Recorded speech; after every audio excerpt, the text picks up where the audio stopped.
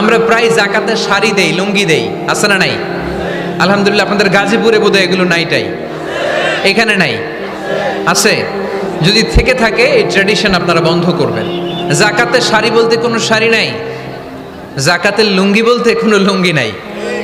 কারণ জাকাতের শাড়ি আর জাকাতের লুঙ্গি যদি আপনি বিতরণ করেন আর সামান্য সয়াবিন তেল আর চাল ডাল যদি আপনি প্যাকেট করে দিয়ে দেন, তাহলে 1 মাস পরে আবার যে সে আরেক জায়গায় জাকাতের লাইনে দাঁড় হয়ে যাবে। চিল্লা এখন ঠিক কিনা? এজন্য আপনাকে পার্মানেন্ট সলিউশনের ব্যবস্থা করতে হবে। আমি সব জায়গায় বলি যে প্রতিটি জেলার বিজনেস ম্যাগনেট যারা আছেন তারা সবাই মিলে একটা জাকাত ম্যানেজমেন্ট প্ল্যাটফর্ম গড়ে তুলুন। সেখান থেকে এমনভাবে জাকাত দিন যাতে মানুষ স্বাবলম্বী হতে পারে। স্বাবলম্বী বানানোর জন্য, দারিদ্র বিমোচনের জন্য জাকাত এসেছে, জাকাতের শাড়ি লুঙ্গি বিতরণের জন্য নয়। আর জাকাতের শাড়ি এত পাতলা, মশারি কি পাতলা, এর চেয়েও পাতলা। দেখছেন কখনো? এটারে একবার ধোয়ার পরে দ্বিতীয়বার পরা যায় না। একবার ধোয়ার পরে শাড়ির দিকে তাকাইলে শাড়ি আমনের দিকে বেশকি মেরা থাকবে। কথা বলেন ঠিক কিনা? এইভাবে শাড়ি লুঙ্গি দেয়া যাবে? এভাবে তো শাড়ি লুঙ্গি বিতরণ করলে যারা লাইন ধরে জাকাত নিতে আসলো এই আল্লাহর বান্দাদেরকে অপমান করা হয়। আর আল্লাহ বললেন ওয়ালাকাদ কাররামনা বানি আদম, আমি পুরো বানি আদমকে সম্মানিত করেছি। ফেরেশতার সম্মান বেশি না মানুষের? বুঝা শুনে বললেন কার? তুমি মাটির আদমকে প্রথম সৃষ্টি করিয়া ঘোষণা করিয়া দিলে শ্রেষ্ঠ বলিয়া, তাই তো নূরের ফেরেশতা করে আদমকে সেজদা। সুবহানাল্লাহ পড়েন। তাই তো নূরের ফেরেশতা করে আদমকে সেজদা, সবার চেয়ে সম্মান দিলে মাটির আদমকে।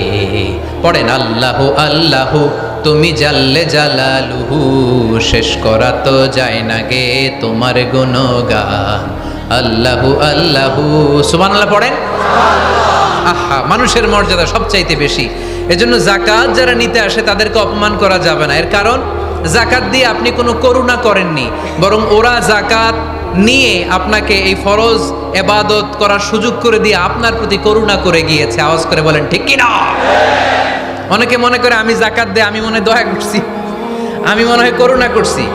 আচ্ছা, যারা গরিব ওরা যদি জাকাত না নেয় ওর সমস্যা আছে? নিমুনা জাকাত। কিন্তু আমি যদি বলি দিমুনা, আমার খবর আছে না নাই? আমার জন্য দেয়া ফরজ, ওর জন্য নেয়া ফরজ না। তাই আমি দিয়ে করুণা করিনি, ও আমার কাছ থেকে জাকাত নিয়ে জাহান্নামের আগুন থেকে আমাকে বাঁচিয়ে ও আমাকে দয়া দেখিয়েছে।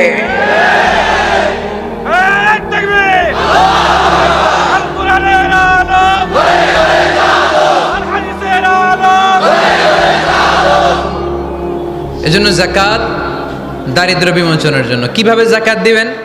আপনি জাকাতের টাকা দিয়ে খেয়াল করবেন, একটু ক্রস চেক করে নিতে হবে, ডবল চেক করে নিতে হবে। যেই ফ্যামিলিতে জাকাত দিবেন কর্মক্ষম উপার্জনের মতো করতে পারে এরকম ছেলে আছে কিনা, থাকলে ওর একটা অটো রিক্সা কিনে দেন, সিএনজি কিনে দেন। ওই সিএনজি চালিয়ে ওর ফ্যামিলিটা দিব্যি চলে যাবে, ঠিক কিনা? ওর একটা অস্ট্রেলিয়ান গাভী কিনে দেন, ওই গাভীর দুধ বিক্রি করে ফ্যামিলিটা স্বাবলম্বী হয়ে যাবে, ঠিক কিনা? লক্ষ্মীপুরে আমি ওয়াজ করলাম, বলল হুজুর আমরা এইভাবে একটা জাকাত ম্যানেজমেন্ট প্ল্যাটফর্ম গড়ে তুলেছি।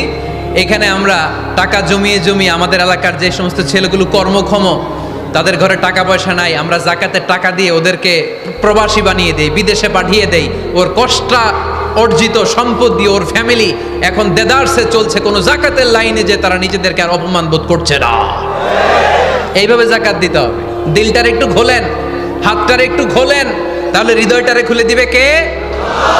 দে জাকাত, দে জাকাত তোরা দে রে জাকাত, দে জাকাত, দে জাকাত তোরা দে রে জাকাত। তোর দিল খুলবে পরে, আগে খুলু খাত। দে জাকাত, দে জাকাত তোরা দে রে জাকাত। পড়েন আমিন।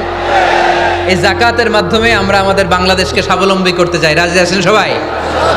সংঘবদ্ধ প্রচেষ্টায় জাকাত আদায় করতে রাজি আছেন?